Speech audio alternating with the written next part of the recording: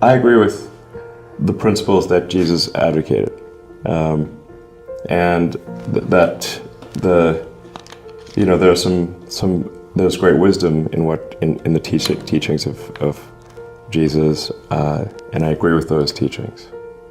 And things like turn the other cheek are very important, because as opposed to an eye for an eye for an eye leads everyone blind. So forgiveness, is important, and treating people as you would wish to be treated. Love thy neighbor as thyself. Very important. So it's like a 60-70% yes? As Einstein would say,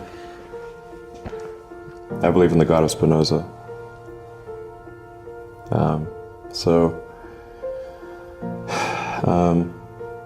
But hey, if Jesus is saving people, I mean, I wouldn't stand in his way.